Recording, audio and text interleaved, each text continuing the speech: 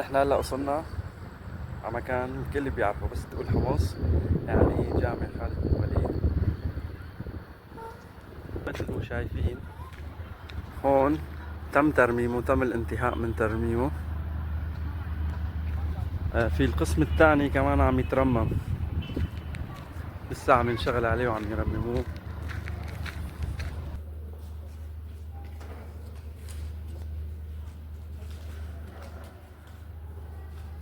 حمص مدينة قديمة جدا، كانوا عم يشرحوا لي شوي جوا، ما قدرنا نصور، كان في ضجة وأصوات. هي السوق في معالم شوي واضحة هنشوفه. تمام.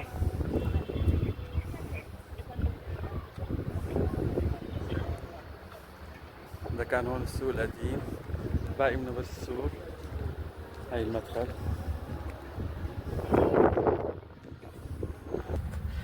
طلعنا من جامع خالد بن الوليد، حنكمل على كنيسة أم الزنار إن شاء الله نلحق. دلونا، فتنا بالحارات القديمة ووصلنا.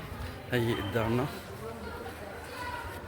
هاي نحن هلا قدام كنيسة أم الزنار. رح نفوت لجوا نشوف حدا ممكن فينا ليش سميت بهذا الاسم. فتنا من البوابة، فايتين باتجاه الداخل. هاي الساحة هون كمان عم يترموا. هاي الكنيسة هون.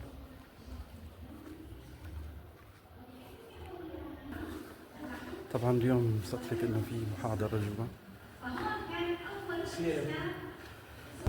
وصلنا اقدم معلم بحمص. هون حديقة كانت قبل، انعملت بشكل حديث. هات الحمام هذا كثير حلو. السلام عليكم. السلام عليكم.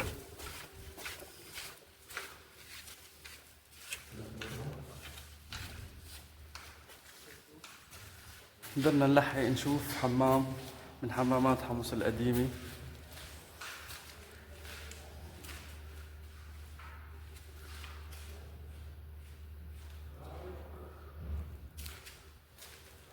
فات الشط رح يلحق هون. هذا البراني نشوف على الارتفاع، ارتفاع يمكن شي 16 متر اكثر، ما بعرف.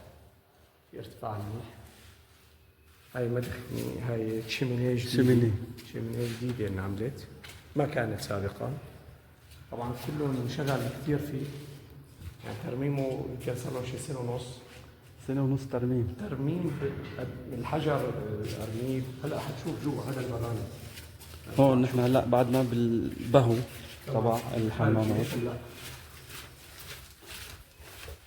شوي الإضاءة بس إنه مبينة. الوسطاني هذا. هون الوسطاني. الوسطاني، هون حمام الوسطاني كمان مرحلة الترميم. وهون كمان هي مكان الساونا، وفي ساونا مختص. هاي البلورات طبعا الملونة. تمام. اللورات الملونة خارجية. كان حافظ على المكان. هاي الجيران. الجيران طبعا كله بتجي المي سخنة وباردة. مي سخنة وباردة. اها تمام.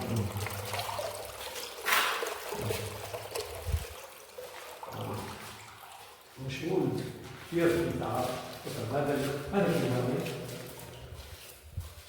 الجواني عدة مقصورات او غرف تقريبا، كل وحده لها. لاحظ رجع عن القديم عن الارميد. تمام. الترميم السابق كانوا متبعين الارميد. تمام. طبعا الله يجزيهم خير بالترميم الحالي، المهندسين اللي اشتغلوا انه لا رجعوا على اصله. ارميد حلو جميل، لوحه مرسومه بدقه كثير متناهيه. لاحظ الالوان، لاحظ الرسومات، هتشوف شيء لسه طبعا ما تم الانتهاء. هون الارضيات كلها تحت بخار، بيجي تحت تسخين المياه. هاي غرفه تسخين تحت الأرضيات هاي. تحتها كان هذا كله بصير بخار تحتها. هون بصير المساجات والتدليك للحمامات، بتسطحهم انه ظهره بصير سخن. ممتاز. هذول تحت الباب. يعني هاي الأرضية بتصير سخنة للي بدي يقعد هون. حنشوف هيك. نورجيك هسه. شلون بيجري البخار من تحت. شوف التصوير. هاي فتحة السماء سكرت. هون بيجري البخار فيها. فوق الجهاز نشوف فيها. يلا. ما شاء الله شو كبير. ما شاء الله شو كبير. من أكبر الحمامات اللي بشوفها. السلام عليكم. هذا ما هون فيها. يلا. ثاني عليك. هنطلع لفوق. السلام عليكم. هاي منظر الأبد من فوق. من برا. طبعا لسه ما تم الانتهاء. البراني اللي صورناها طبعا أول شيء. هاي شنو؟ هاي هذاك الشيء اللي صورناه. هاي مدخلة البخار. هاي تبع البخار اللي حكيت لي عنها. تمام. هاي الأبب من جوا ملونة معزولة. طبعا يا شغل. وصلنا على المكان اللي دلونا عليه. بيت عربي قديم عاملينه مطعم. تمام.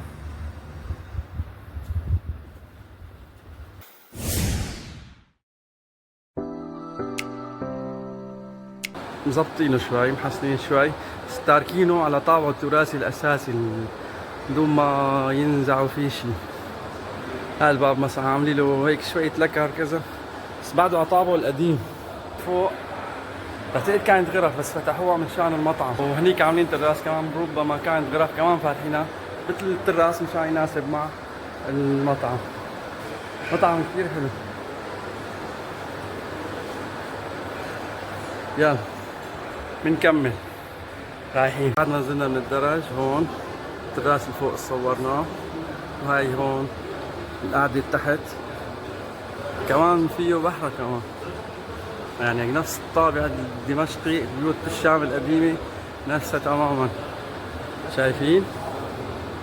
واو شوفوا لي هالتريا، يا سلام. كمان في بحرة هون، اسمعوا إذا محسينها أو بعد على الطابع القديم تبعها. كمان شفنا جامع قديم، هلا رح نسأل نشوف إذا فينا نفوت لجوا نصور. هاي نحن بالحارات القديمة، وصلنا كمان على جامع قديم كثير، جامع السراج.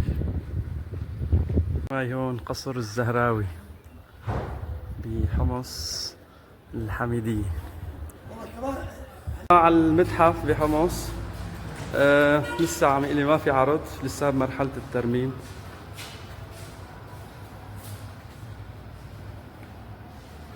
هاي المتحف بحمص.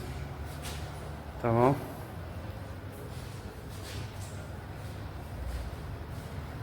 احنا مشان نعرف الناس على ثقافتنا وحضارتنا. هذا كابوس في العصر الروماني. نعم. هذا عمره 1500 سنة. نعم. هلا هذول الرموز اللي هون هذول شعارات. ايوه. هذول الراسين اللي هون هذول اللي بيحموا الميت. نعم. حراس، هذول حراس نعم. الميت. تمام. هذول هاي النسرين. هذا النسر وهذا. هاي بقت مثل الورد. نعم. هذول الستار بين الحياة والموت. نام. الستارة بين الحياة والموت. هذول حراس الميت. نعم. إذا بتلاحظ هنا في شعر الراس هنا حي. راس افعى. صح هاي الاسطوره اللي بتقول انه كل ما واحد بيطلع على الوجه بيتحول لحجر او لجمال. مشان ما يقرب على والله كان شايفين افلام عن جد. ايه هذا قديم. وهذول نفس لا هذول 4 طلعوا، هذول طلعوا بحمص عن طريق الشام جنب الصاله الرياضيه. هذا الثاني. هذول حاليا موجودين. بس للاسف مسكره. في بالقاعه بس مسكره. اثار تدميريه. حناخذ من هون نعطي زوم صغير. هون في آثار تدمرية بس الباب مسكر، رح ناخذ نحاول نعطي زوم شوي. في عندك هون محطة المتحف. ايوه. تمام.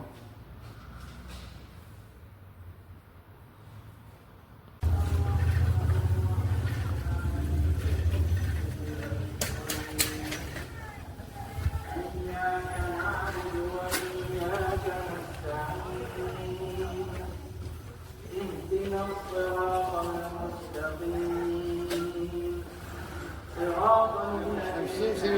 بالضبط بلا شيء من 55 سنه كنا نلعب بالقصر. هون هون نلعب فيه بهذا القصر. تمام. وهذا القصر كمان فيه بير. تمام. هلا هذا فيه لف ودرج من هون وفي له من هون. 10 امتار 20 متر بس انطفت الشمعة وما عاد قدرنا نفوت أكثر. كيف الفعالية اليوم اللي جينا شفناها؟ هي احتفالية قصر الزهراوي ضمن مشروع تخطيط التشاركي. الفكرة منها إحياء التراث الثقافي في مدينة حمص.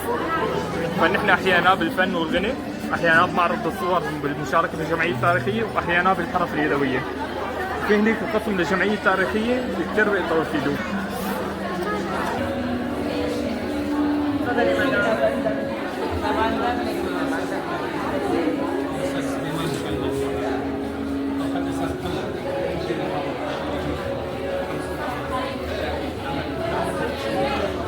في بالجزء الثاني كثير أشياء تمام.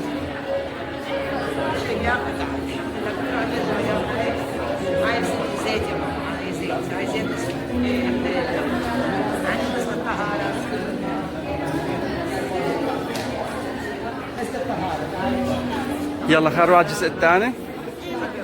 تفضل.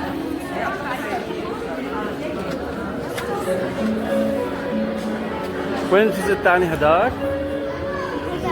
بس كانوا كثير فيه زحمة. بنصور لفوق هيك شوي، ناخذ لقطة صغيرة بس.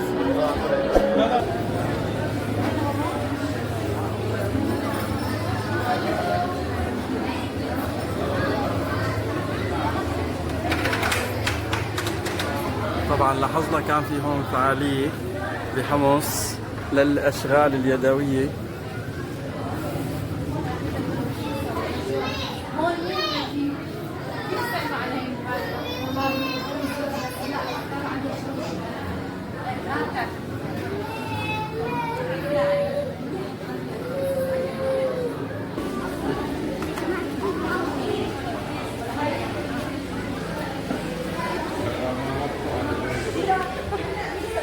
هي كلها أشغال يدوية. هون جمعية ولا أشخاص عملوا هاي؟ جمعية تابعة للجمعية هون. في رسم، في رسامين كمان بيرسموا. هاي تدمر كمان حنعمل لها حلقة. هاي الفنانة شيماء يوسف.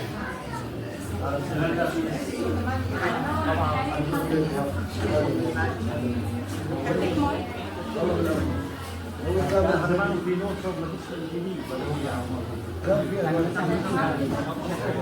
في